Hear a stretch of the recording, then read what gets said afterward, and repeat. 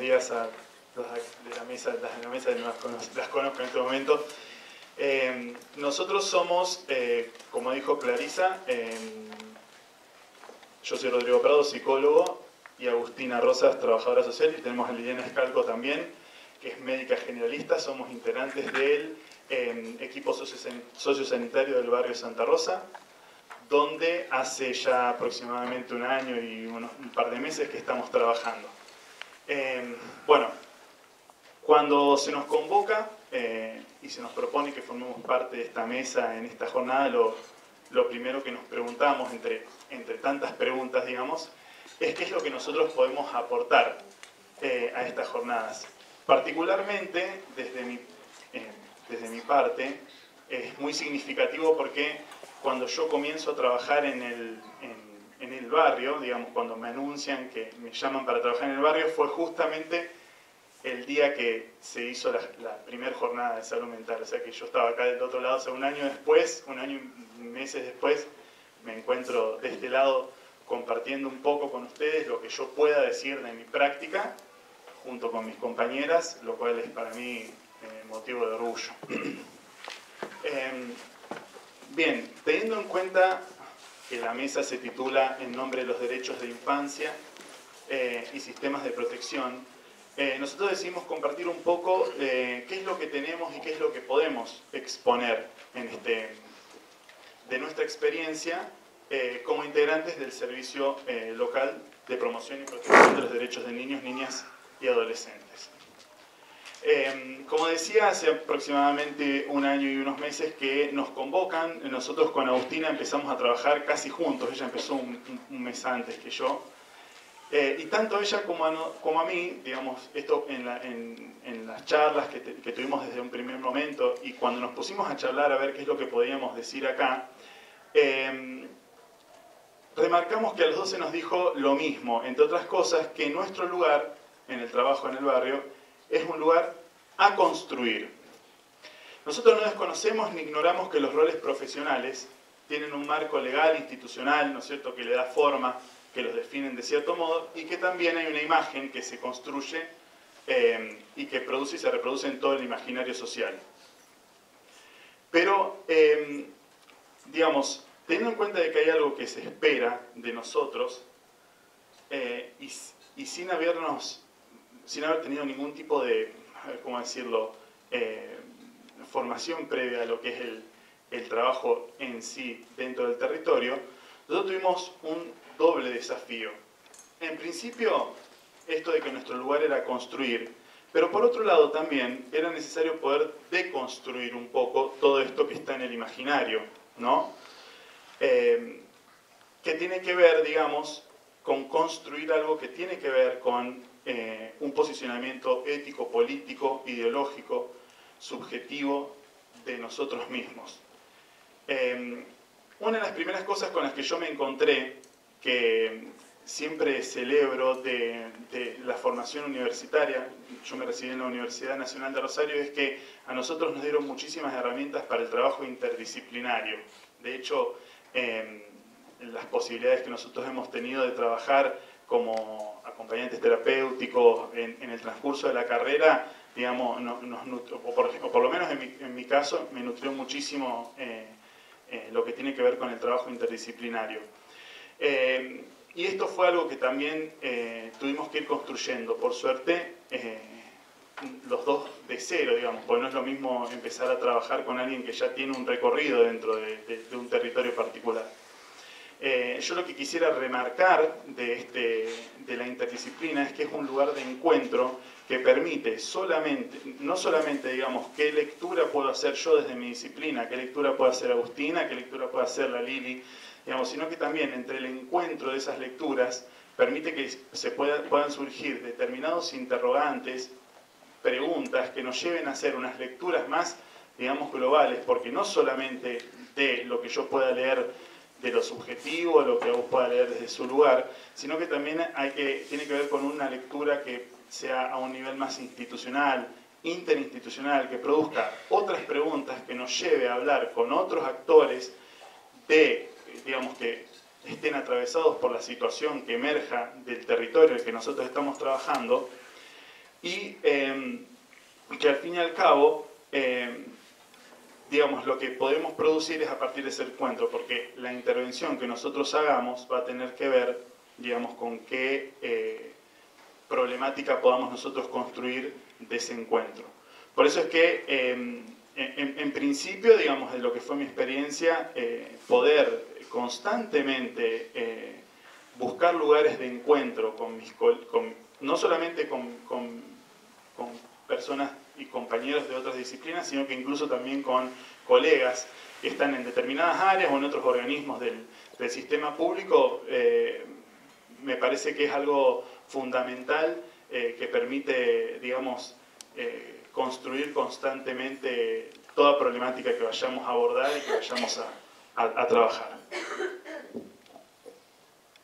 Bueno, como profesionales que integramos el primer nivel de intervención en el marco de la Ley de Niñez, que entre otras cosas se define como primer nivel de intervención por la proximidad territorial, por la cercanía con la vida del niño, de los sujetos, es que empezamos a preguntarnos en el equipo y empezamos a cuestionar esa proximidad como algo también a construir y a desarrollar. Entendiendo que no somos próximos por estar ubicados, en este caso, en un centro comunitario, sino que tiene que ver con el cómo construimos el vínculo con el otro, con el territorio. Y ahí, bueno, siguieron y siguen surgiendo preguntas, cómo pensamos el territorio, cuál es la noción que tenemos de este. Y ahí el desafío de recuperar el territorio como categoría de análisis. Así deja de ser una zona, un espacio o áreas definidos desde lo geográfico para convertirse en parte de un dispositivo de intervención social. El territorio como algo que es transformado y que nos transforma, donde se desarrolla la cotidianidad de los sujetos con los que trabajamos, donde hay significaciones, donde se construye subjetividad. Atravesado por lo macro, donde encontramos dificultades y tensiones, fragmentación del lazo, exclusión, desigualdad, pero también hay potencialidades que necesitamos buscar, hurgar para encontrarlas. Y por eso es tan importante conocer el territorio, abrirnos al encuentro con este. Y en esta tarea de abrirnos al encuentro con el territorio y con los sujetos y ubicándonos otra vez como primer nivel de intervención, es que empezamos a recorrer el barrio con la intención de tomar contacto con la población, con todos los sujetos, pero con la población más joven, llegar a los pibes, no solo a partir de un pedido de intervención judicial o institucional, para empezar a ser más próximos. Y en esto de acercarnos y de tratar de identificar los diferentes actores sociales, buscar conocer qué es lo que le gustaba a los pibes, sus intereses, para poder llevar nosotros propuestas en base a eso. Y acá, por ahí debemos parar para reconocer que nos ubicamos en esta postura adultocentrista, otra vez el adulto quien aparece a proponer algo a los pibes. Y bueno, fue en ese camino, en ese recorrido, que fueron los pibes los que nos corrieron a nosotros de ese lugar, para enseñarnos ellos a nosotros los circuitos y los espacios que se habían construido dentro del barrio. Y bueno, esto, por ahí, esta conclusión que sacamos, que los pibes no se quedan a la espera de que venga otro en nombre del Estado a proponerles algo. Ellos construyen en los territorios. Con esto no queremos decir que la presencia del Estado no sea importante, al contrario, nosotros velamos y peleamos por un Estado presente. El Estado no debe desentenderse de esa función, pero sino que el Estado, además de aparecer para proponer, en algunas ocasiones tiene que aparecer a conocer, reconocer y potenciar esos espacios existentes. Bueno, por ahí sí querés contar. Sí, una de las primeras cosas que por ahí nosotros hicimos, digamos, en relación a esta comunidad religiosa con la que tomamos contacto, vimos que, digamos, entre muchas de las cosas que ellos hacen y que hacían en su momento, al tomar contacto con ellos, nosotros nos comentan que todos los sábados alrededor de 80 chicos del barrio van allá a tomar desayuno, a la comunidad, a tomar un desayuno, después se quedan a jugar, etc. Digamos, después, a partir de eso, digamos, acercarnos un sábado mediante una actividad que habíamos propuesto nosotros, un torneo de fútbol entre, digamos, la comunidad y otras escuelitas de la ciudad. Digamos, entramos en conocimiento de que también ellos tienen talleres durante la semana de panificación, también dan clases de fútbol a los chicos ahí, digamos, y que no es solamente digamos, y en esto también tener en cuenta de que por ahí nosotros veníamos con algunos prejuicios en relación a que era una comunidad religiosa, ¿no es cierto? Que, digamos, era solamente, o que tenían como principal el hecho de impartir ahí la religión en los chicos y todo esto. No, digamos, los chicos formaban parte de todas las actividades al momento de realizarlas, digamos, los hacían parte al preparar la cancha, al preparar las cosas, al preparar todo, ¿no? Y de esta manera nosotros al tomar contacto nos damos cuenta que no solamente, digamos, ellos conocen a los chicos, sino que también conocen a todas las familias y las necesidades por las que pasan las familias, y es allí que nosotros tomamos contacto de muchas de las situaciones, como por ejemplo la de un señor del barrio, un señor mayor, que tiene a su cargo a su bisnieto de 6 años,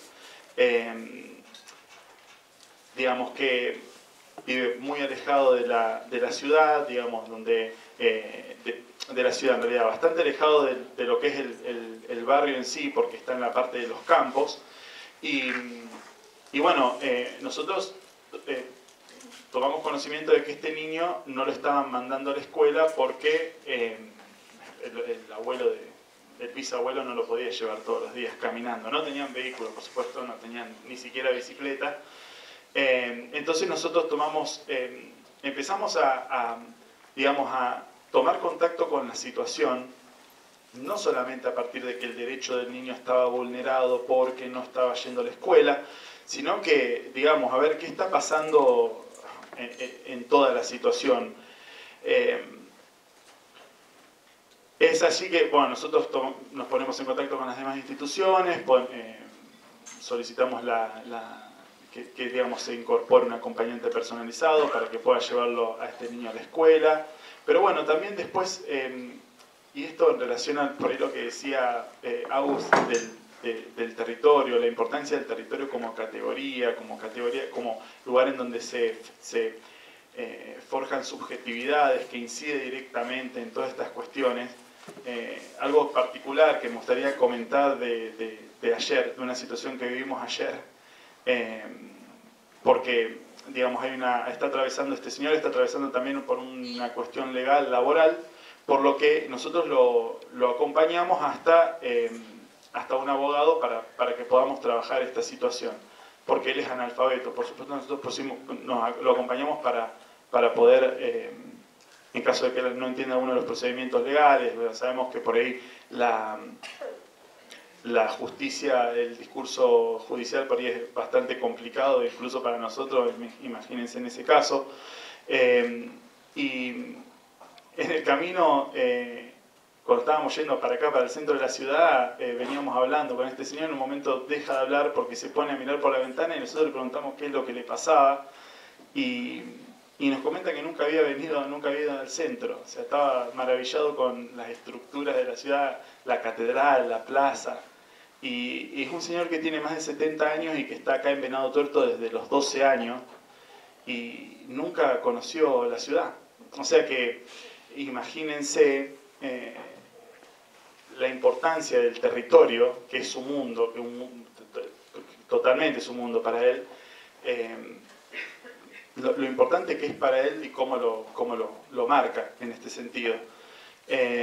Bueno, nosotros no esperamos a que llegue una orden judicial o algún pedido de intervención a partir de la justicia para que este niño pueda acceder al derecho de ser escolarizado, sino que nosotros pudimos llegar hasta ahí a partir de las redes que fuimos tejiendo poco a poco en el territorio. Bueno, por ahí esta experiencia que nosotros tomamos de la comunidad es porque fuimos un poco con prejuicios, como dijo Rodri recién, pero que al tomar contacto tratamos de ir como al descubrimiento, despojarnos de esos prejuicios que teníamos, de esto que dijo recién, sí, la religión se filtraba mediante los juegos como una imposición, este tema de la religión. Pero bueno, en fin, y para ir concretizando,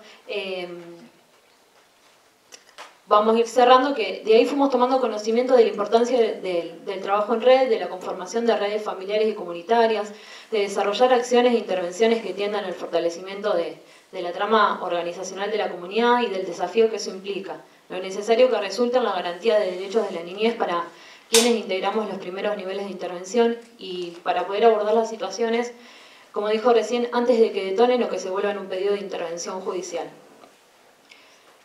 A ver, con esto, si bien sabemos que la experiencia que nosotros estamos relatando no brinda respuestas, sino que está llena de preguntas, llena de singularidades y de generalidades, que se construye y se desarrolla en un barrio determinado, que no es en el que ustedes trabajan y quizá del que ninguno es parte, que puede que aporte algo nuevo o no, pero aprovechamos este espacio para compartir con ustedes, para pensarnos nosotros mismos, nuestras intervenciones, a pensar el territorio en el que intervenimos y que habitan los sujetos, recuperarlo como categoría de análisis y dispositivo de intervención.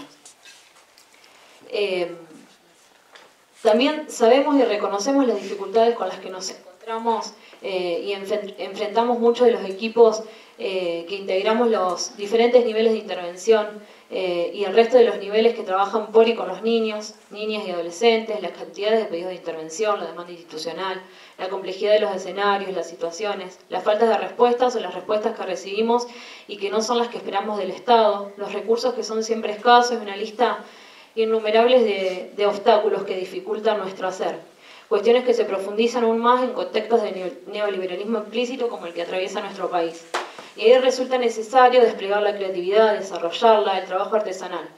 Y resulta necesario también adoptar una postura crítica, lecturas críticas frente a lo instituido. Crítica no como queja, necesitamos movernos de la queja si algo queremos o intentamos lograr cambiar. Porque la queja nos quita energía, paraliza, no nos posibilita nada nuevo, sino crítica como posibilitadora de la creación de otra cosa.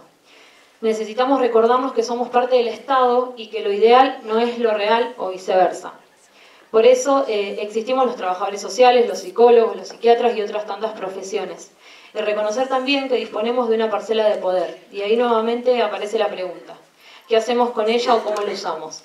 En esta línea finalizamos con una cita de Saúl Kars que plantea: el asunto es qué hago con el poder que existe, qué hago con las directivas que recibo, qué hago con las órdenes que me dan, hasta qué punto soy obediente, hasta qué punto colaboro objetivamente con aquello mismo que denuncio subjetivamente. Comprender que el juego está terriblemente bien diseñado y que al mismo tiempo algo depende de mí, de nosotros. Por eso, en fin, les propongo esta conclusión que no concluye y que esperemos abra algunos horizontes.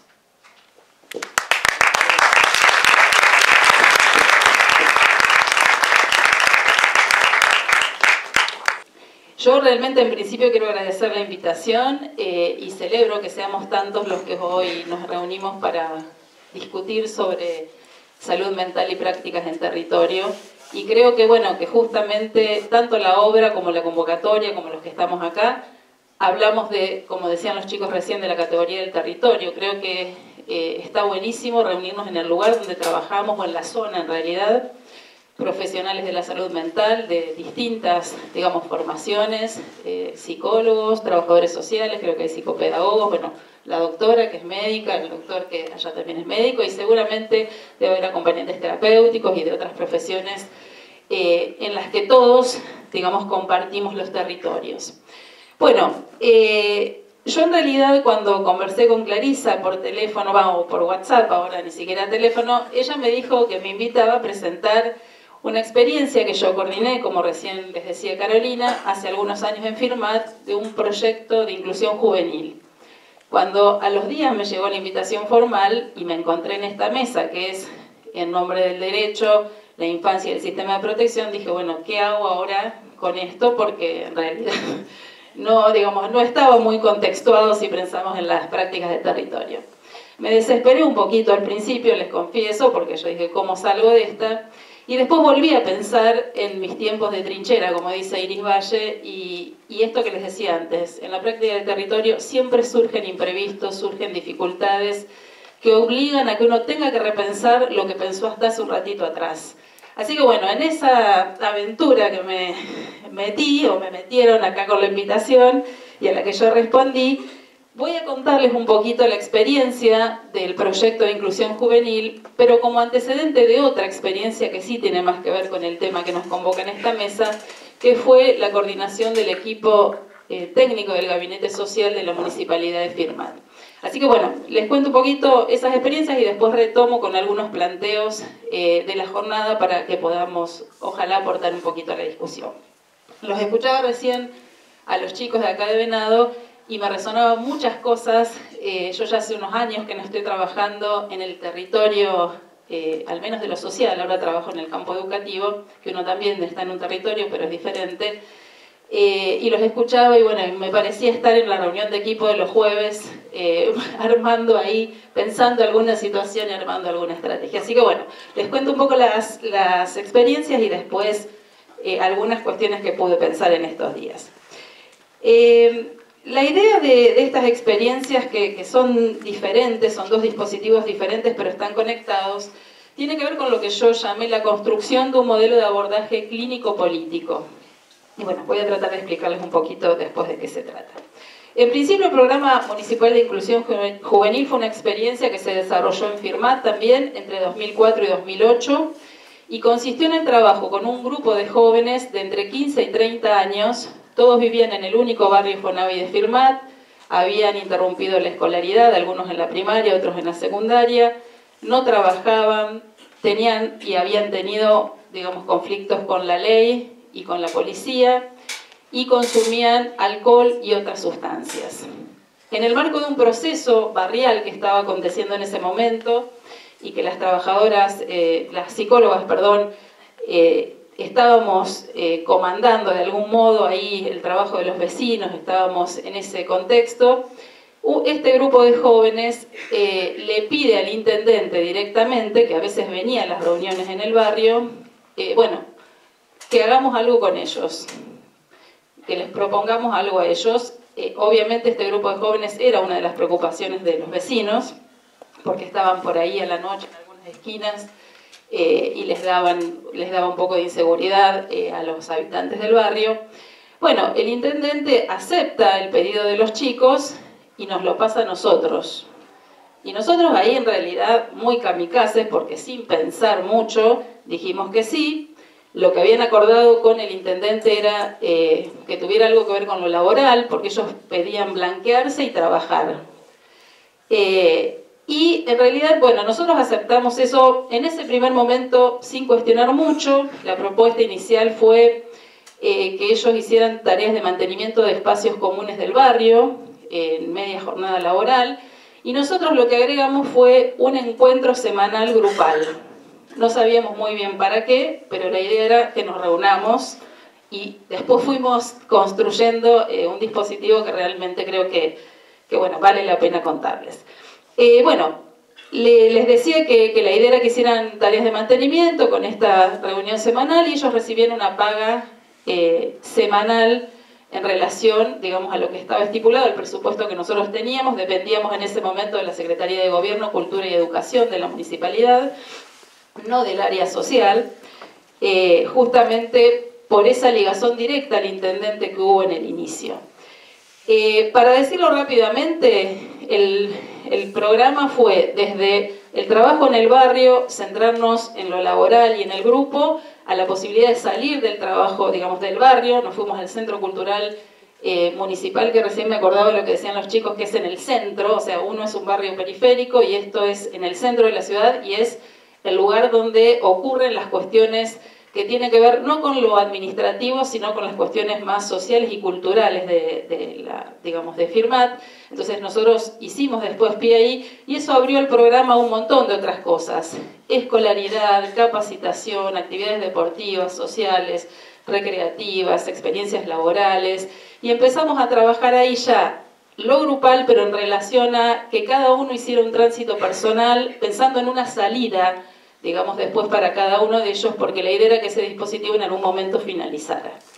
Bueno, les voy a comentar 4 de las líneas que trabajamos en relación a la subjetividad.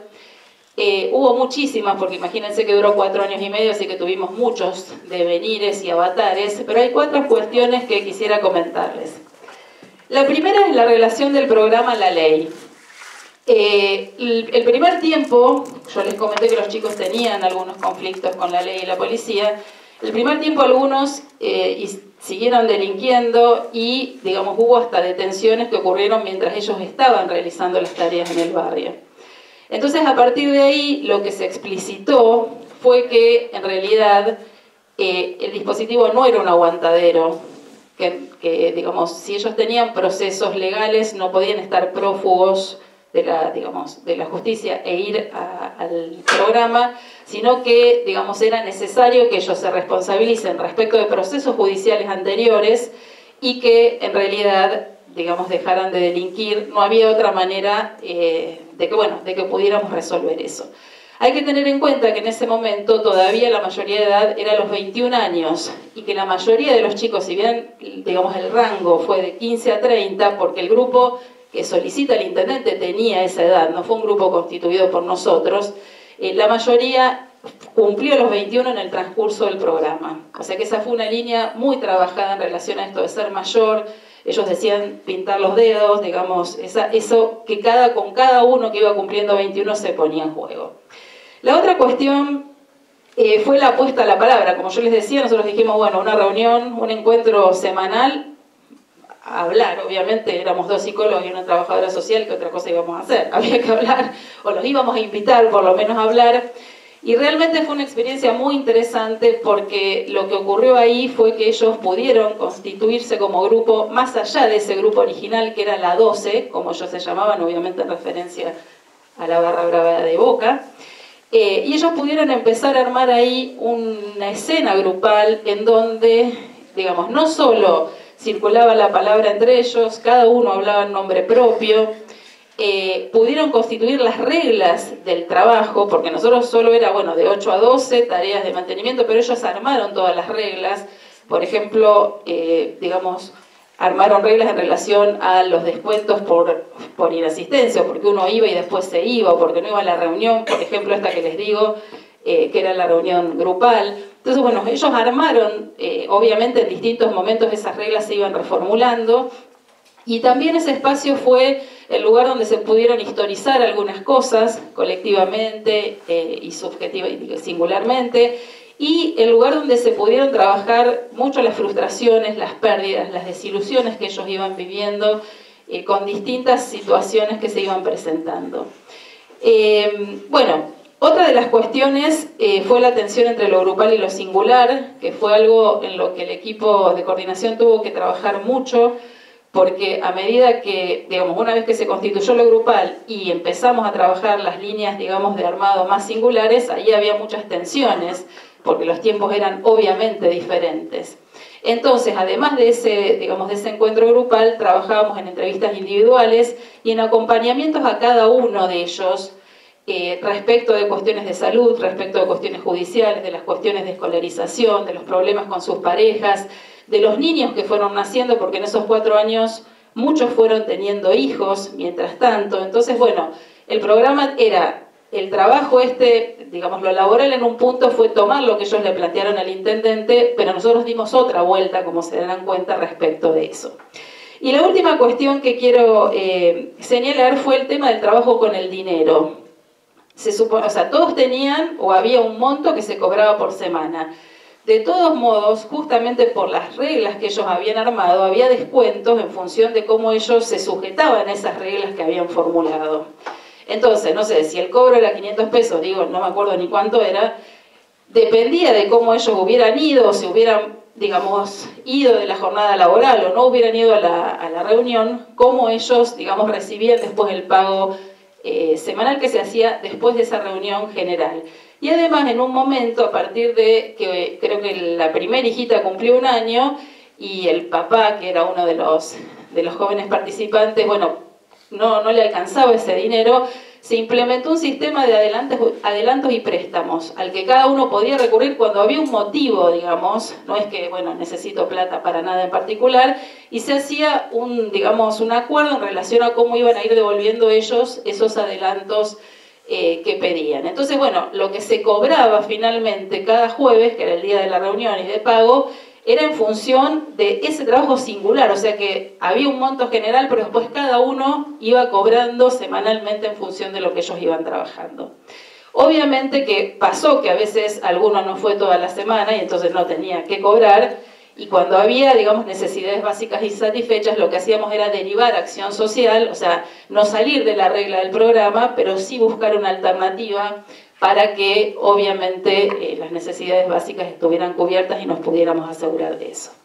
Bueno, en 2008, a partir de una serie de cuestiones que, bueno, que ahora no vienen al caso, en todo caso las conversaremos, decidimos que, lo veníamos pensando, no fue una decisión, digamos, abrupta, que el programa tenía que terminar. Ya venían siendo 4 años, había una serie de cuestiones que venían, digamos, que habían ya acontecido con ellos en relación a lo que veníamos pensando, en líneas de subjetivación, y nos parecía que esto no se podía eternizar, no era esa la idea. Entonces había que empezar a concluir. Obviamente los políticos se resistían bastante, porque era un programa, más allá de todas las contradicciones que generó, bastante bien visto, digamos, de alguna manera, y querían que lo replicáramos en otros barrios. Nosotros en eso nos mantuvimos, las coordinadoras, bastante firmes en que, digamos, podía haber esos lineamientos en otro dispositivo, pero ese mismo dispositivo no. Y obviamente mucha resistencia de los jóvenes a que esto finalice, pero bueno, nos tomamos más o menos un año para hacer el cierre del dispositivo hasta que lo pudimos hacer. Simultáneamente, la otra coordinadora psicóloga, no la trabajadora social, porque ella finalmente fue a un cargo político, así que no continuó, las dos psicólogas fuimos convocadas para integrar el otro dispositivo que yo les decía, que es el equipo técnico del Gabinete Social. Entonces, durante 2008 nosotros estábamos cerrando un dispositivo y abriendo otro. Realmente en ese momento, yo me doy cuenta ahora, ya que pasaron muchos años, no pensábamos mucho. O sea, nosotros estábamos seguras y comprometidas con el trabajo, pero no es que deliberadamente dijimos, ah, bueno, bárbaro, esto no funcionó, entonces ahora ampliémoslo o tratemos de llevar este modo de trabajo. No, nosotros dijimos que sí y éramos las dos bastante kamikazes. Mañana la van a conocer, que es Leslie Di Paulo, mi compañera de aventuras, decimos a veces. Y bueno, emprendimos entonces esta doble, digamos, vía de cerrar un dispositivo y abrir otro. Obviamente esto tuvo sus consecuencias, porque esa modalidad de trabajo que nosotros teníamos en relación sobre todo a lo territorial y a la cuestión de la subjetividad, bueno, en tanto nosotros fuimos la coordinadora de los dos dispositivos, obviamente que esto inevitablemente se puso a funcionar en ese nuevo equipo que se constituyó en el equipo técnico del Gabinete Social, que por suerte la tengo a Julia ya, que es una de las trabajadoras sociales que le integró, así que ya seguro nos va a aportar. Bueno, les cuento medio rápido porque acá veo a Carolina que está mirando el reloj. Sí, tengo un poquito. Bueno, en ese momento había sido reelecto el intendente y, digamos, se planteaba como necesidad otro abordaje de lo social, que en Firmat venía siendo de una complejidad mucho más creciente de lo que los años anteriores. Entonces se les ocurrió, digamos, no sé bien a quién, en el gabinete, convocar a un equipo de profesionales que no nos conocíamos nosotros, solo las dos coordinadoras que veníamos del dispositivo anterior, para que otra vez hagamos algo. Y nosotros, muy obedientes, hicimos algo. Bueno, en realidad eran 7 trabajadoras sociales, un abogado, nosotras 2 psicólogas con Leslie, y también formó parte del equipo, lo cual fue muy importante, la funcionaria encargada del área social de la municipalidad en ese momento, que no era, digamos, de ninguna profesión, digamos, de las que en general trabajamos en estas áreas. Ella era una funcionaria política. Bueno, en realidad el equipo empezó, digamos, traíamos esta marca del dispositivo anterior las coordinadoras, pero el resto de los profesionales no nos conocíamos siquiera, o sea que había que constituir un grupo y además construir un modo de trabajo, que más allá de que estuviera coordinado por nosotras, bueno, éramos ahí unos cuantos que cada uno tenía mucho para aportar realmente. Así que fuimos armándonos como equipo, como fuimos pudiendo, nos llevó bastante tiempo. Yo les diría que todo el primer año fue de constitución del equipo de profesionales, de conocernos, de poder empezar a encontrar puntos en común en estos debates que teníamos.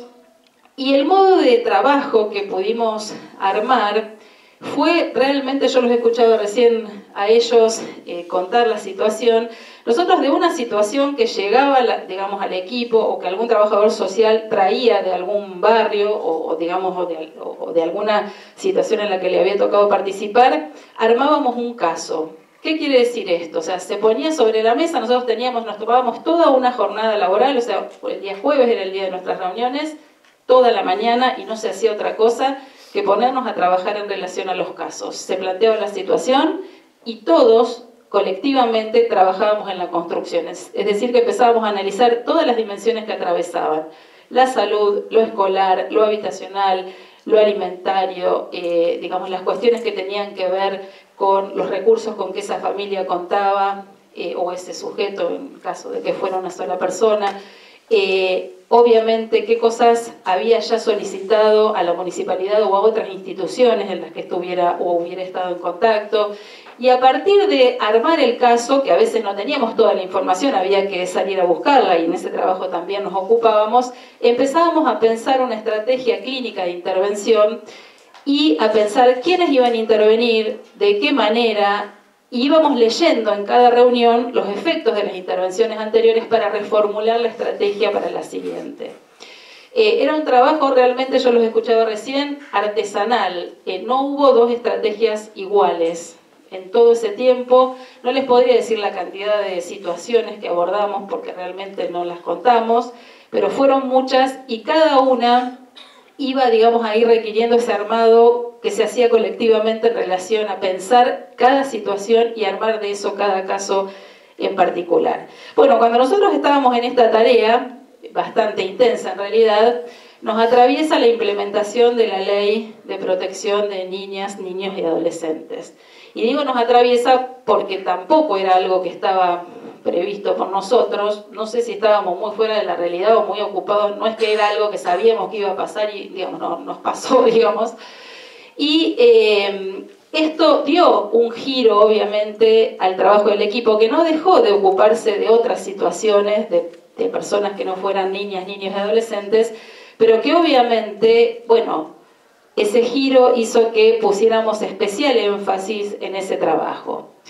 Entonces, lo que ocurrió ahí fue un momento constitutivo, inaugural. Yo los escuchaba a los chicos recién en relación a los niveles, digamos que ahora los niveles del sistema están como más diferenciados. En ese momento estábamos todos juntos, recién le decía a Silvina Lacolo, con quien trabajamos mucho en esa época, bueno, Clarisa también, que nosotros nos reuníamos directamente con la directora, digamos, provincial, que era Mónica Bareto, o sea, nos sentábamos en la misma mesa. En ese momento no había, digamos, estaba la ley, estaba implementada, estaba la delegación, había gente trabajando, pero que había que armar todo.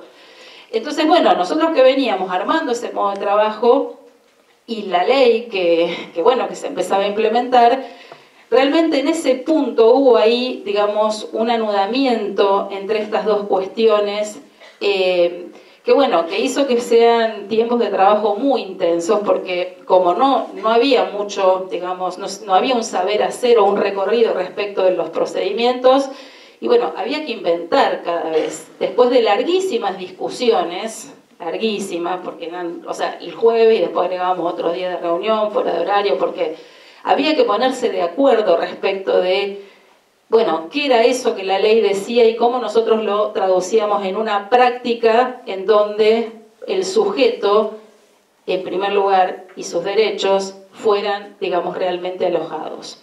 Entonces, bueno, en ese punto de encuentro de la constitución del equipo y de la constitución del sistema de protección, por lo menos en la Municipalidad de Firmat, realmente hubo mucho trabajo, ya les digo.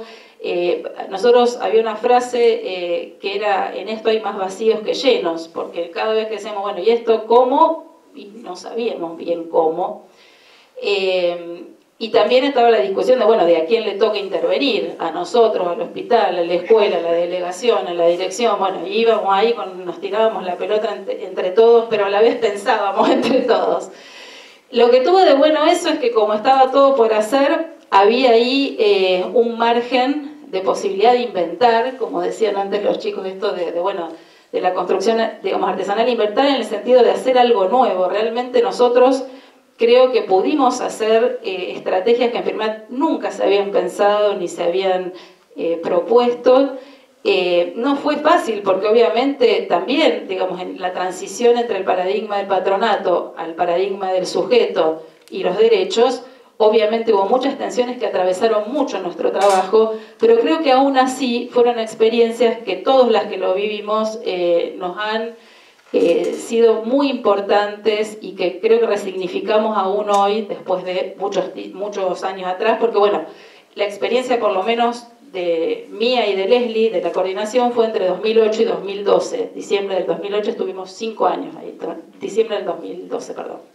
Bueno, les decía entonces que este vacío que había nos permitía inventar, y a la vez creo que esa posibilidad, ese anudamiento que se produjo entre lo que fue la constitución del equipo y este modo de abordaje, y por otro lado el atravesamiento de la ley, también tuvo ahí efectos, bueno, ya vamos, efectos político-institucionales, porque le dio a la práctica en territorio en Firmat una impronta que creo que es bastante particular, o por lo menos en ese momento lo era. Yo ahora estoy un poco, como les decía, en otro territorio, donde, bueno, trabajo otras cosas, pero creo que hubo ahí una impronta que no solo, digamos, nos atravesó a nosotros en el municipio, sino también a las otras instituciones con las que trabajábamos.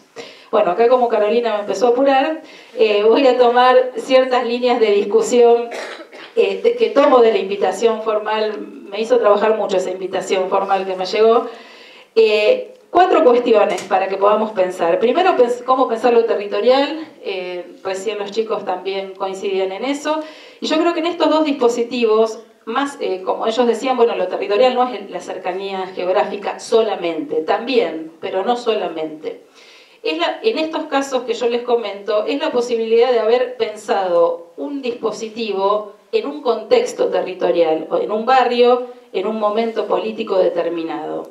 Entonces, lo territorial no es solo el despliegue de esas estrategias, sino poder pensarlo, que surja y a la vez ir construyendo, deconstruyendo y volviendo a construir el dispositivo en ese contexto. No es que nosotros pensamos un programa y lo fuimos, y lo pusimos en marcha, no. Y por eso mismo no lo podíamos replicar en otro barrio, porque no iba a pasar que iba a haber un proceso barrial y que el grupo de chicos se acercara al intendente y le dijera, che, ¿qué hacen? Hagan algo con nosotros.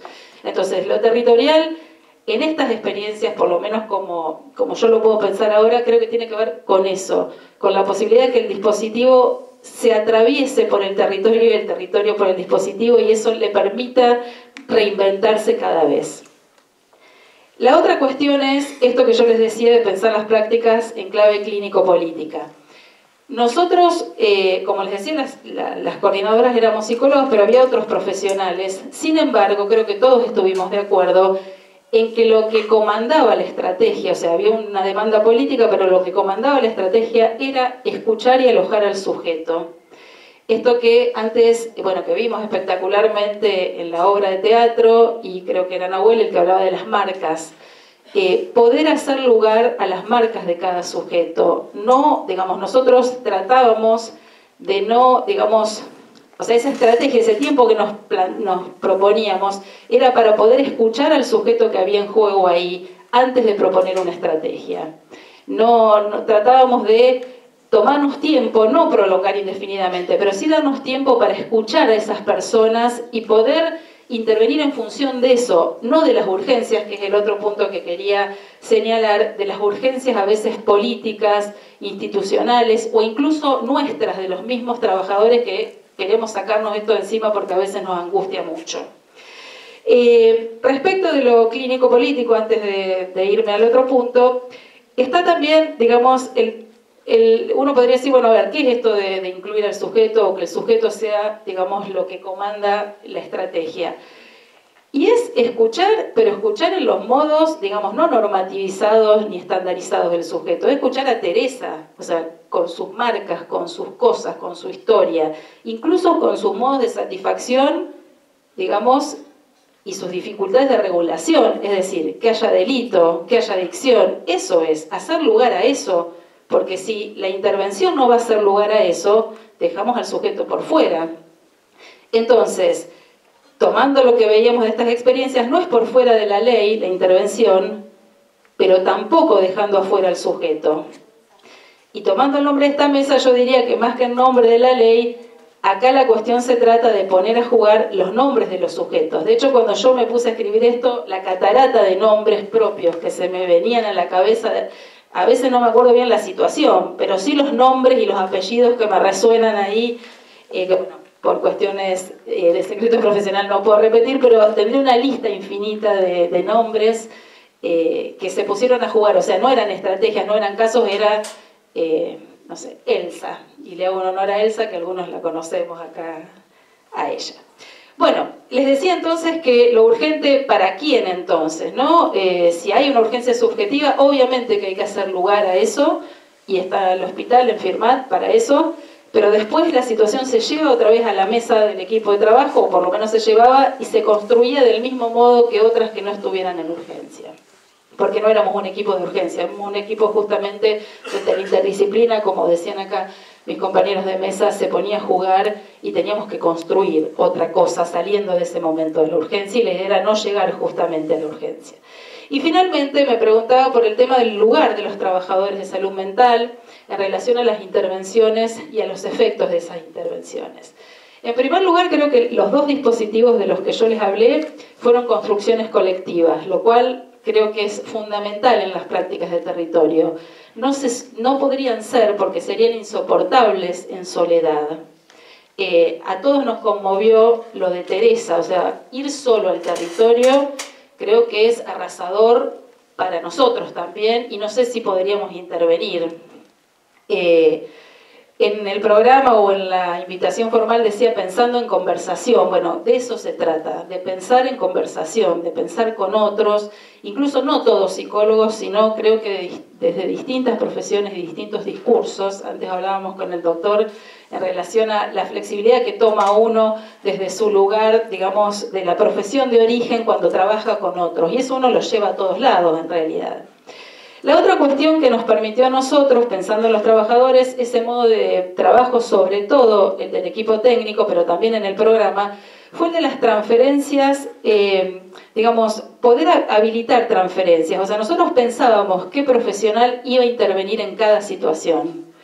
No, porque no era el trabajador social del barrio, era aquel que a nosotros nos parecía que por sus características o por las características de la situación era necesario que intervenga. Entonces ahí nos movíamos y trabajaba dos, a lo mejor trabajadoras sociales de barrios distintos, o una coordinadora y una trabajadora social, o el abogado con, digamos, y eso era móvil en función de la situación.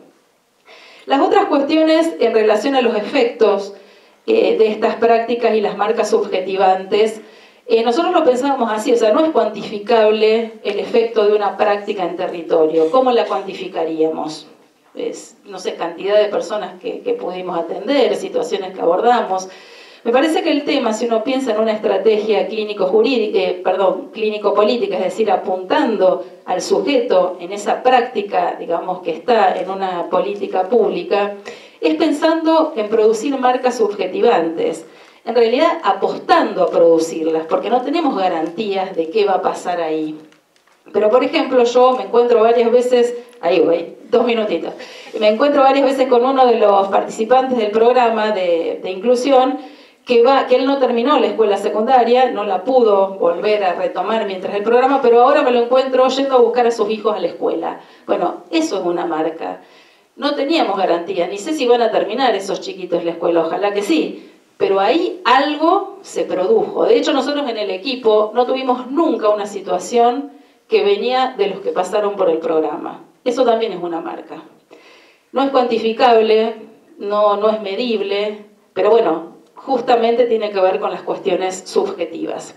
La última cuestión, o la penúltima, pero voy rápido, es que los dos dispositivos fueron dispositivos de formación. Bien, en el primero, las dos coordinadoras hicimos la carrera de especialización en psicología clínica, institucional y comunitaria, lo cual fue lo que nos dio ahí las herramientas para poder pensar estos dispositivos. En el equipo técnico, la carrera siguió siendo nuestro interlocutor, nuestra referencia, y todo el tiempo la carrera, incluso hasta ahora, sigue estando en las prácticas, ¿no? Bueno, y la última, esta les prometo que es la última, es las marcas que dejan las prácticas de territorio en nosotros. en los trabajadores que las sostenemos. Yo les diría que mis prácticas no volverán a ser las mismas que antes de estas experiencias, siendo que ya hace bastante que no estoy en ese territorio, hace unos 7 años, 6 años y medio, y sin embargo no pude volver a pensar la subjetividad de la misma manera. Esa complejización, ese atravesamiento político, institucional, está siempre, aun cuando yo escucho a alguien en mi consultorio particular. Esas marcas las puedo leer justamente porque no estoy en la trinchera, como les decía antes. Las coordinadoras decidimos cerrar el primer dispositivo y después nos fuimos del otro cuando estaba todavía transitando, por cuestiones, bueno, que no vienen al caso ahora a desarrollar y además no tengo tiempo, pero sí creo que hay un momento en donde uno, cuando siente que llegó a un límite, es necesario irse o ponerse en otro lugar, por lo menos. Hoy, por ejemplo, me alegro de estar acá y de transmitirles esto, y esto tal vez es porque yo me pude ir en ese momento y pensar en estos años unas cuantas cosas, tal vez muchas más de las que hoy les puedo transmitir respecto de esas experiencias. Entonces, en relación a los trabajadores, creo que están esas dos cosas, ¿no? Lo que uno puede reconocer en sí mismo de lo que esas prácticas van dejando, subjetivamente y profesionalmente, y también de cómo poner ahí a funcionar el límite para que no terminemos todos arrasados y para que esas estrategias que en un punto son artesanales y de invención no se tornen, como decían antes acá los compañeros, digamos, en una nueva institución que se repite y que entonces arrasa al sujeto con el que trabajamos y a los sujetos que trabajamos con eso. Bueno, hasta acá llego porque si no, Carolina... Bueno, estoy muy contenta de estar acá. Es la primera vez, además, que estoy en Venado Tuerto. No conocía esta ciudad. De estar entre compañeras, amigas, exalumnas, porque soy profesora de la carrera de especialización en Psicología Clínica Institucional y Comunitaria. Y... ¿Cómo? No, que ella está por publicar en la revista, ahora me doy cuenta que... Claro. La revista Barquitos Pintados, que es de la carrera. Y a eso se refería Carolina cuando decía que iba a publicar ese trabajo. Bueno, en principio yo tomé como eje del trabajo la interlocución abierta por las convocantes a esta mesa, a las que agradezco muchísimo la invitación. Donde aparecen algunas preguntas y voy a leerlas para después ir retomando algunas de estas cuestiones. Mi propuesta va a ser tirar algunos nudos conceptuales, algunos enlaces discursivos en relación a la experiencia, sobre todo basada en el proceso de intervención del Estado respecto de niñas, niños y adolescentes que quedan, a raíz de ese proceso, sin cuidados parentales. Que también es una de las propuestas que me hicieron para trabajar. Y después me gustaría retomar algunas de las cuestiones que fueron bordeadas por los compañeros del panel, acerca del territorio, sobre todo. Pero las preguntas disparadoras dicen algo así: frente a la intervención planteada en el nombre de los derechos, y acá hay un deslizamiento que hace Carolina entre derecho y ley. Ella dice en el nombre de la ley, y yo diferenciaría, ¿no?, la ley del derecho. Después vamos a ir tratando de profundizar estas diferencias que no vamos a poder dar cuenta de todas, pero más o menos ir transitándolas. Dice, en el nombre de los derechos, ¿quedan derechos al margen? ¿Qué garantizamos cuando garantizamos derechos? ¿Es posible para los trabajadores de la salud mental garantizar derechos? ¿Qué sucede cuando al garantizar un derecho se vulnera otro? A mí me parece interesante empezar por acá, porque, bueno, en orden a construir un diálogo con quienes se pusieron a pensar en estos temas, que a lo mejor también son preguntas que son la resonancia íntima de las preguntas que recorren a quienes están presentes acá y que nos recorren, en todo caso, a quienes intervenimos en este campo, que es el campo de la infancia y las instituciones, que también es un territorio, ¿no? En términos fluidos, en términos conceptuales. Otra pregunta es cómo ubicar la urgencia y la responsabilidad de los trabajadores frente a las vulneraciones de derechos de un niño y cuando la obligatoriedad de realizar la denuncia se constituye más como un obstáculo que como una garantía.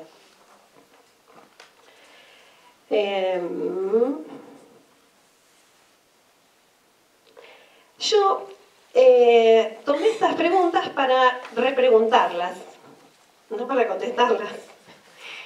¿Derechos al margen o sujetos al margen? Me preguntaba. Los derechos pueden colisionar, pero está previsto en la letra de la ley esa colisión y esa tensión. O sea que nos estamos muchas veces preguntando algo que ya está resuelto. Nosotros íbamos a venir acá con una representante del discurso jurídico, que es Lisa Montalbetti, que llamativamente en la mesa la pusieron como doctora. A todos los abogados los llaman doctores, no son doctores los abogados. Dejemos de generar esas especies de revestimientos de autoridad donde los rituales sociales indican otro tipo de institucionalidad. O sea, los abogados son abogados y los médicos son médicos, no son doctores. Los doctores son los que se recibieron de doctores en el ámbito y el campo, el territorio académico que les da el título. Digo, porque si no, las investiduras también hacen acomo a los lugares y a cómo se representa la jurisdicción, ¿no? La jurisdicción en términos de cuál es el lenguaje que se habla, jurisdicción, y en qué lugar y quiénes lo pueden hablar y quién determina cuáles son esos roles. Entonces, bueno, estas preguntas tienen mucho que ver y están muy en interlocución con el discurso jurídico.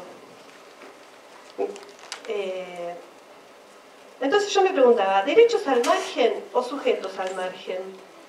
Los derechos pueden colisionar, pero está previsto en la letra de la ley. Y el derecho puede ser una herramienta, no necesariamente algo que nos compele y nos obliga. ¿Quién o cómo se vulneran los derechos? ¿Cuál es la diferencia entre el concepto de vulneración de derechos y el concepto de delito? ¿Qué vehiculiza una denuncia?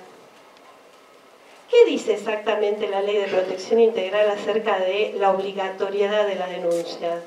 Yo voy a ir retomando estas cuestiones porque me parecieron que eran cuestiones que estaban supuestas en las preguntas. ¿Nos obliga a denunciar o introduce algo ya en la Ley de Protección Integral que después va a ser enmarcado en la producción del nuevo Código Civil, que es el concepto de corresponsabilidad, que no es lo mismo que la obligación de denunciar. ¿Quién espera? ¿Y qué cosa espera? Bueno, en función de las preguntas planteadas, me parece necesario ubicar e introducir conceptos que tal vez nos ayuden a salir de algo que está planteado como una aporía, ¿no? Pareciera ser que el derecho es el marco al que nos ajustamos o termina siendo algo que tensiona nuestra propia práctica al punto de dejarnos sin la posibilidad de hacer algo que quisiéramos hacer. O sea, esas preguntas me parece que tienen que ver con bordear una tensión que existe, pero que a mí me parece que tenemos que poner en cuestión, ¿no? En todos los términos que sea posible, y complejizar. Estos conceptos que yo voy a tratar de bordear son el concepto de filiación, de crianza, de corresponsabilidad, de legalidad y de ética. Voy a tratar de transitar esto lo más brevemente posible, con algunas pinceladas, y suponiendo que algunos de ustedes ya hay algunas de estas cuestiones que han escuchado otras veces. Estos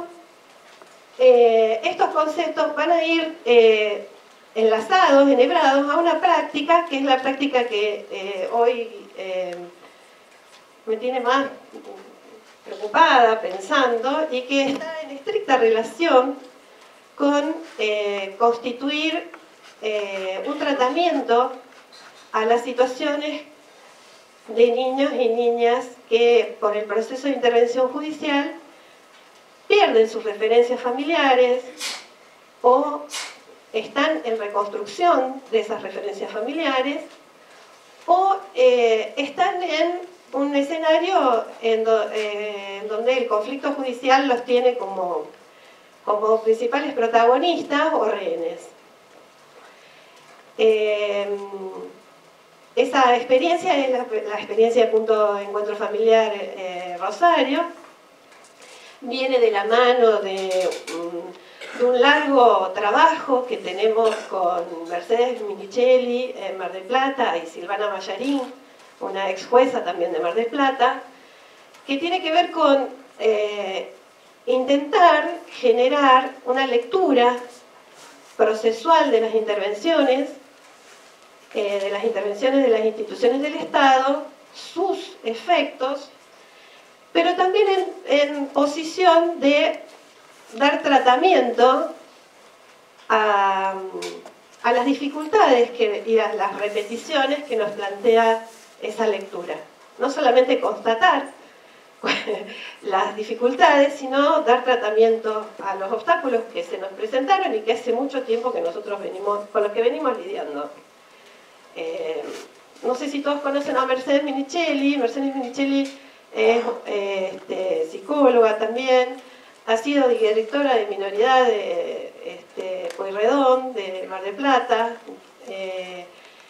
y tiene una larga experiencia también en este campo.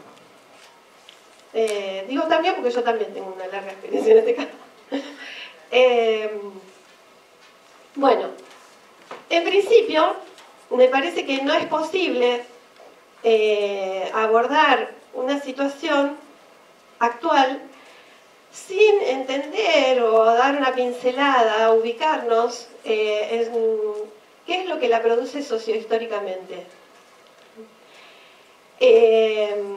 Porque partimos como muy fácilmente de la institucionalidad del sistema de protección sin advertir que los procesos sociohistóricos no se fundan y refundan en función solamente de los cambios de marcos legales, sino que sufren una inercia que tiene que ver con el imaginario social, con las representaciones comunitarias, con lo que cada comunidad y los sistemas que arrasan esa posibilidad de comunidad brinda para generarse condiciones de posibilidad a los lazos sociales.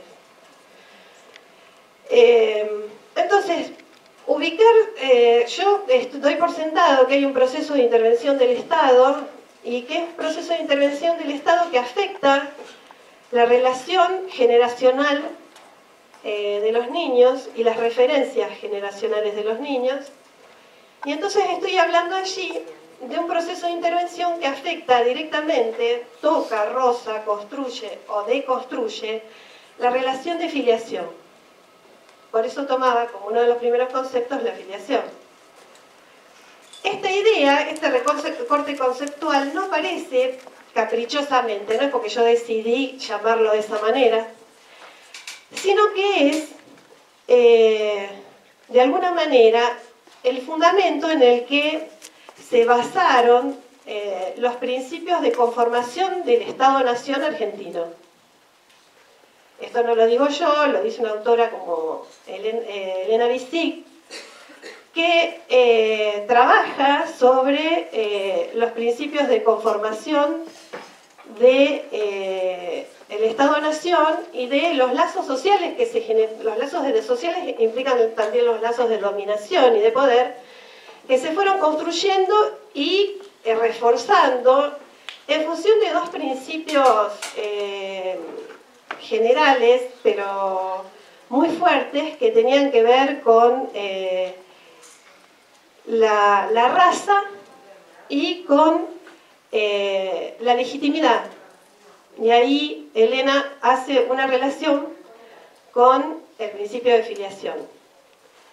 La legitimidad es un principio que funcionó en relación a los derechos como un principio básico, al punto que recién en 1983, con la apertura de la democracia, los hijos legítimos tuvieron la posibilidad de gozar de todos los derechos, ilegítimos estoy hablando, no legítimos, de todos los derechos que tenían los demás hijos, porque antes no existía esa posibilidad. Es muy reciente esto. De ese piso, que tiene muchísimas vericuetos, muchísimas líneas hegemónicas y contrahegemónicas, que no vamos a poder, de las que no vamos a poder dar cuenta en esta mesa, es que se recorta que la relación de filiación fue una relación desde el vamos intervenida por el Estado. Podríamos discutir mucho de eso teóricamente, históricamente, pero no vale la pena en este momento. Estoy solamente tratando de fundamentar por qué estoy hablando de esto y no de cualquier otra cosa. Y en función de eso, lo que aparece es cierta linealidad, cierto proceso progresivo que tiene que ver con que el Estado, de alguna manera, se constituye en el encargado de regir alianzas y también de ofertar filiaciones. Y a lo largo de la historia lo que vemos es que este proceso de intervención termina siempre generando forzamientos y interrupciones en la posibilidad de referenciamiento filiatorio, sobre todo de una gran parte de población, que es la población subalterna. La población que a la larga termina siendo el objeto de intervención del propio Estado. Eso nos lleva a que, aunque los marcos legales cambien, mucha de la inercia conceptual representativa de la comunidad, también de la comunidad con la que nosotros trabajamos, repose en estas marcas que el proceso de intervención del Estado ha tenido en la filiación, sin ninguna duda, y que nos vuelva como un obstáculo a advertir, y también como un trabajo a hacer, un tratamiento a hacer. Me estoy refiriendo a que si nosotros estamos hablando de medidas que toma el Estado para preservar a los niños, y que muchas veces tienen que ver con la posibilidad de acompañar los procesos familiares, los problemas que una familia tiene que enfrentar. La separación de un niño de ese núcleo familiar tendrá sin ninguna duda que tener en cuenta que esa acción va a aislar a ese niño filiatoriamente del grupo que le dio origen, de ese grupo familiar. Pensar en la filiación fue algo que no tuvimos muy en cuenta nunca en los procesos de intervención, que se tiene en cuenta solamente en los procesos de legitimación y jurídicamente en los procesos sucesorios de herencia. Entonces, una de las propuestas que nuestro grupo hace es ampliar el concepto de filiación, darle la importancia que ha tenido instrumental para trabajar sobre eso y trabajar sobre cuáles son las herramientas que ese concepto nos da en función de el proceso de intervención del Estado en niños que aparentemente tienen que ser separados de sus familias porque es la propia familia la que atenta contra sus derechos. Y voy avanzando un poquitito más porque ahí yo estoy armando alguna consideración que tiene que ver con cuáles son los fundamentos de las medidas de protección excepcional.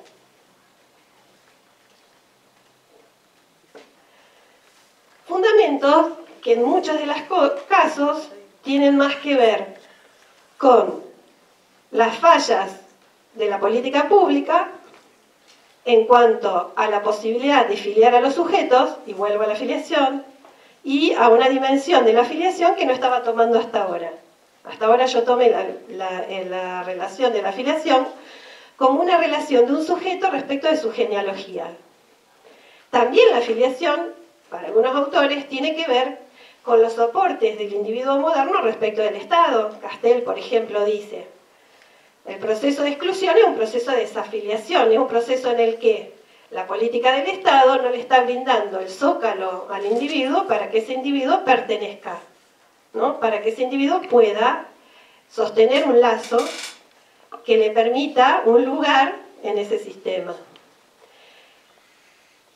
Llamativamente, y por eso digo que la cuestión sociohistórica nos permite dar un poquito de luz a cuáles son las condiciones en las que, más generales en las que nosotros estamos trabajando, llamativamente la Convención y la Ley de Protección en nuestro país tiene su sanción y su puesta en práctica contemporáneamente al tiempo en el que la retracción de las políticas del Estado fueron más salvajes. Los 90 fueron la inauguración del refrendamiento neocolonial de nuestro Estado en los términos más salvajes. Contemporáneamente es donde se legisla acerca de la protección integral de niños, niñas y adolescentes con más fervor. Y entonces ahí se produce una primera tensión y una primera paradojalidad, por lo menos en términos de lectura sociohistórica, que tiene que ver con el modo que tiene el derecho de pensar los derechos. Si nosotros alumbramos este análisis en función de la filiación, vamos a poder encontrar que esa relación de tensión tiene que ver con que el Estado ausente de la procuración de mecanismos de filiación, como por ejemplo el empleo, el trabajo, como por ejemplo la pertenencia social, como por ejemplo la pertenencia comunitaria, la condición de la protección integral queda a cuenta de una especie de dispositivo de individuación, en donde pareciera ser que el derecho no es un derecho colectivo, no es el derecho de toda la comunidad a pertenecer, sino un derecho solamente de los niños, niñas y adolescentes, que podría estar operando un circuito de atención que es el circuito del Estado. ¿Se entiende lo que digo? ¿Cuál es el efecto de fragmentación que la lectura sociohistórica nos arroja? No porque el marco de la Ley de Protección Integral no sea un marco que pueda servir como herramienta, sino porque ubicarla sociohistóricamente nos ayuda a pensar muchas de las tensiones con las que nos encontramos cotidianamente. Porque muchas veces las decisiones que toman los equipos tienen mucho más que ver con lo que el Estado no ha podido hacer o ha hecho mal, que con la posibilidad de protección de las referencias de ese niño en ese marco familiar, que es lo que dice la legalidad. ¿Me siguen? Estoy muy enredada. Entonces, en función de eso, hay dos cosas que yo quiero que tengan en cuenta en este momento. Una es que es fundamental y prioritario entonces atender los procesos de filiación de niños, niñas y adolescentes y cuál es en la medida en la que, si nosotros lo vemos a lo largo del tiempo, podemos concluir que el aislamiento de eslabones generacionales produce un trauma histórico que además es repetido por una estrategia de represión y de exterminio en el tiempo de la dictadura, en el robo de bebés, donde aparece nuevamente la filiación como un instrumento de dominación en el sentido de la falsificación de filiación y en el robo de la prole. Como apareció también en el genocidio originario que da origen a nuestro Estado argentino, que usó también la prole para el secuestro y la dominación. Entonces estamos hablando de un mecanismo que es instrumentado por el poder, pero que no es analizado por los interventores del poder. Y en función de dar luz a eso, nosotros pensamos en que ampliar la discusión sobre cuáles son los lazos que relacionan a padres e hijos nos podría dar algunas posibilidades de ubicar algunas de las dificultades con las que nos encontramos como si fuera una aporía y en realidad no son tan sin salida. 5 minutos, el primer punto era.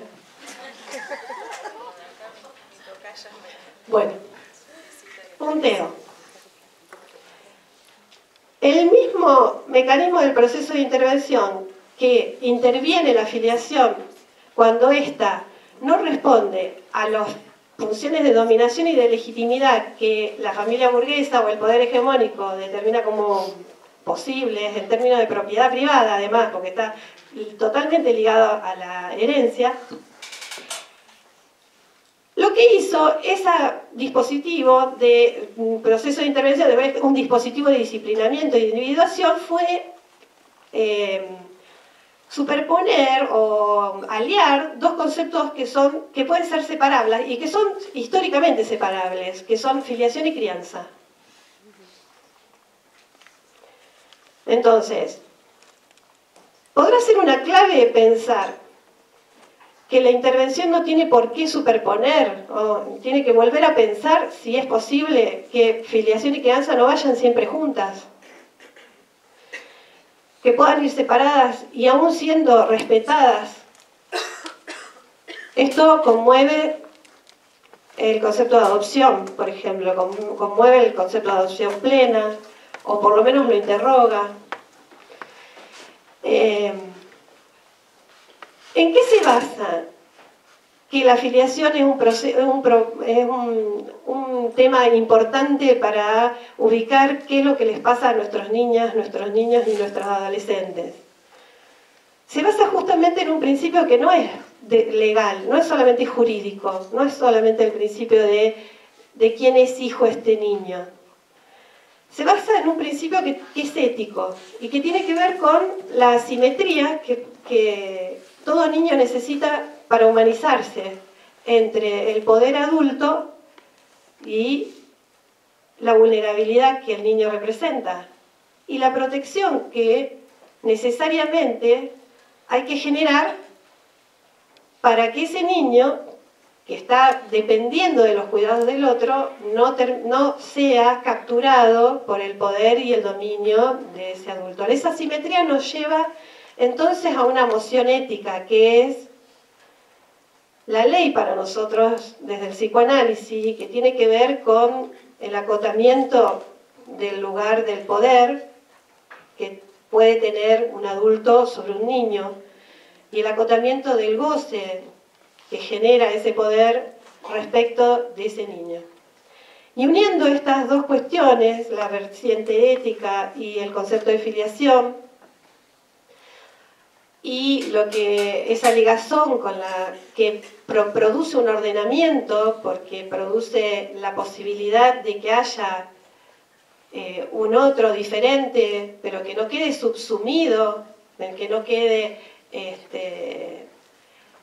capturado, sino que sea un hijo distinto, diferente. Lo que nos genera son claves para pensar cuando hay un motivo que permite o que sería suficientemente fuerte como para que un niño sea separado del núcleo familiar en el que está viviendo. Y es cuando ese propio núcleo es el que vehiculiza el ataque a la filiación. Es una paradoja porque en un medio deshumanizado, en una época donde las diferencias son obscenas y donde gran parte de las personas con las que nosotros trabajamos viven en una condición donde el mensaje, dice Gilú García Reynoso, del otro social es el deseo de muerte, porque no hay ninguna condición de dignidad que vehiculice otro mensaje, el deseo de muerte del otro. Gilú dice que estos grandes sectores de población que no tienen cómo acceder ni cómo pertenecer, están condenados a la muerte en gran parte, y esto lo sabemos, porque los que trabajamos en territorio sabemos que el saldo es este. No hay posibilidades de transmitir una ligazón que les dé un lugar y que a los niños de legatarios de la vida en una comunidad. Y entonces, uniendo estas dos cosas, si bien es una formulación contradictoria, pensar en esto nos permite de alguna manera pensar en la dimensión más particular, en la que el proceso de intervención, en lugar de advenir a parar algo que se tiene que interrumpir para que un niño pueda ser niño, parar el proceso de desmantelamiento de las diferencias y de su lugar en el mundo, poner valor a la vida dignamente, termina reproduciéndolo porque reproduce las condiciones de ignominia y de desvalorización, no teniéndolo en cuenta, no produciendo como eje el que participe como concernido en los procesos en los que está. O sea, yo tengo un estudio en donde la mayoría de las medidas excepcionales no tienen a los niños como interlocutores, sino cuando se toma la medida, ni siquiera tiene a sus referencias como interlocutores, por los cuales la medida excepcional viene a ser algo así como el punto de basta del equipo, no de la posibilidad de referenciamiento de los niños. Bueno, podríamos hablar largo y tendido de un montón de estos vericuetos, pero digo, el pensar el concepto de filiación nos permite, nos abre, para mí por lo menos, una brecha en donde una medida excepcional es justificable solamente cuando el ataque está haciendo un ataque a la filiación, el modo en el que las violencias imparables en algunos grupos familiares afecta al niño. Y son dos formas, la violencia física es una, y la violencia física extrema, estoy hablando, y el abuso sexual es el otro, el incesto es el otro. Estoy hablando de extremidades, estoy dando solamente rasgos que no se pueden absolutizar y que les pido que discutamos, que no son regla, ¿no? Pero que de alguna manera ponen en juego esta tensión entre derecho, ley, intervención y el lugar del niño como sujeto de derechos, que bueno, me faltó, y que tiene para mi gusto como único eje el miramiento y la empatía que implica la ternura, que también es una decisión política en las intervenciones, y es política porque suspende el poder, y el saber no pone ni el saber ni el poder de los que intervienen a cubrir ninguna falta, sino que se deja comandar por el miramiento por el otro, y que sin ninguna duda tienen que ser, para mi gusto, los conductores de lo que hagamos. Y que sin ninguna duda entonces ponen al niño en un lugar de poder ser el interlocutor, aún en situaciones muy desmantelantes, ser el interlocutor válido de lo que hacemos, de lo que estamos pensando, que muchas veces terminamos olvidando que él tiene que ser el interlocutor válido de nuestros informes, de lo que discutimos en los equipos, de lo que vamos a decidir.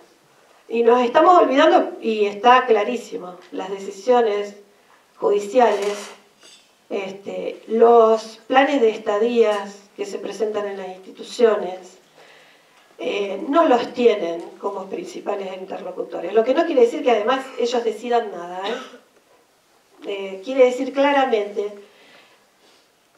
hacer de la jurisdicción un territorio de infancia, no de desmantelamiento, no de borramiento de las diferencias, sino de garantía de que hay un lugar adulto y un lugar de niño. Por tanto, hay alguien que está haciéndose depositario de la responsabilidad que implica esta ampliación de derechos, que es el paradigma de la protección integral. Y somos los adultos los que estamos en ese lugar de responsabilidad y corresponsabilidad. Por tanto, no lo podemos vivir minorizadamente. Cuando nosotros decimos tenemos la obligación de denunciar, no es así. La ley dice que está la obligación de dar tratamiento a la situación. Eso implica ser corresponsable, no ser menor que va a cumplir una obligación, ¿se entiende? En términos de la combinación, hacer algo que desdice de lo que nos parece que tenemos que hacer. ¿Se entiende lo que digo? No estoy negando el imperativo de la ley. Lo que estoy generando es condiciones estratégicas para que la ley no nos minorice, no nos convierta a nosotros en niños, sino que nos deje ocupando el lugar que además nos da, que es un lugar de responsabilidad, no de autoridad, de responsabilidad y de corresponsabilidad. Bueno, mucho se pone en juego en el libro que yo les traje y que les voy a regalar al colegio, a la delegación, que ahora no está, Clarisa no está, se fue. Bueno, lo dejo acá para que lo tengan. Este libro da cuenta de dispositivos que nosotros estamos poniendo en juego respecto de niños que han sufrido esta intervención del Estado y son niños malheridos por la vida y como efecto de esto, y que tienen que ver con permitirles, acompañarlos, a ser interlocutores de sus trayectorias institucionales inclusive, y poder refundar algunos de los lazos que han perdido en ese proceso de intervención. Entonces van a encontrar dispositivos como merienda de hermanos, de niños no convivientes, dispositivos de encuentro entre padres que se perdieron en el camino, no convivientes, un club de chicos que viven en instituciones, bueno, una serie de estrategias, trayectorias, pero que tienen como centro algunas de estas cuestiones, redes de crianza, que tienen una manera de reconfigurar el proceso de intervención desde los lugares que nos han podido ofrecer la investigación y pensar en algunos de estos conceptos que yo hoy les traigo. Muchas gracias por la atención y disculpen por la extensión.